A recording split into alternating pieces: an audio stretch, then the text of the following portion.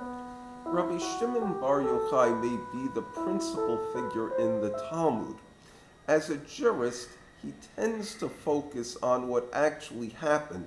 For example, the Mishnah in Baba Kama, which is the section that basically deals with property damages, examines a situation where a person's flock eats produce from a farmer's field, and another one where a person starts a fire which goes out of control and causes damage to others.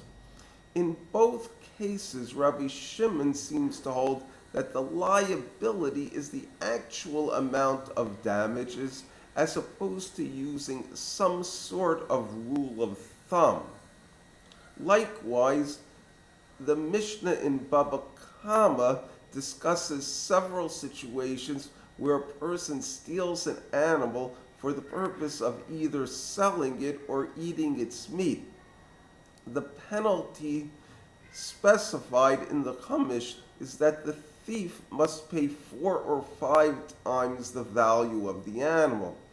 A debate is brought concerning an animal which is treif, with Rabbi Shimon saying that there would be no penalty in this case. It seems that even though the thief intended to do bad, he did not actually succeed because the animal, in fact, had no value and its meat could not be eaten. If a Mishnah is written without attribution, the origin of its opinion is not clear. Often it is like Rabbi Meir, and many times it is like the sages.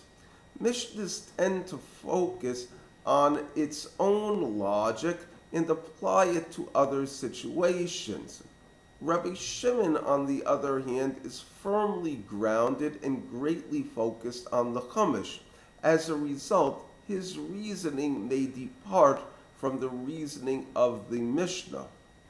As a result, there are positions that are generally stated in the Mishnah, with Rabbi Shimon offering a different opinion. For example, in the section on idolatry, avodah zarah, there is a discussion about the prohibition against items used for idolatry as it relates to buildings, stone bricks, and trees. The Mishnah discusses 3 situations. The first is if the article from its inception was dedicated to idolatry, in which case it could not be used. The second is when the article was later adapted for idolatrous use, in which case it would be permitted if the adaptations are removed. The third case is if the article was used intact temporarily for idolatry, in which case it could be used as is. The Mishnah calls a tree like this, one that was used for idolatry, an asherah. It then asks, what is an asherah? And the answer is any tree which has an idol under it. The answer is pretty much consistent with the Mishnah. Rabbi Shimon, however, says it is a tree which itself was the object of idolatry. Unlike buildings or quarried stones, the Chumash specifically forbids idolatrous trees. It would seem to be trees that were specifically worshipped. As a result, Rabbi Shimon's thinking is in line with the Chumash, while the thinking of the Mishnah is in line with a specific halacha. Rabbi Shimon seems to see the central thrust of the Torah as being benevolence to man. This shows up in a discussion about how to behave when a donkey belonging to somebody you hate collapses under its load. The Mishnah is in Baba Mitzia.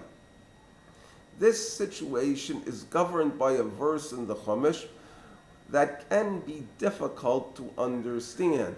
It basically says that if you see the donkey of somebody you hate under its load, collapsed, even though you don't want to leave with him, you must leave with him.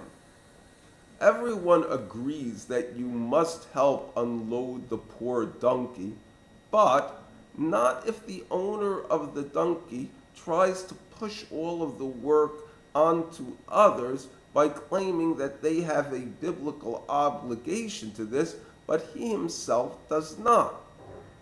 The Mishnah states that there is no obligation to help reload the donkey.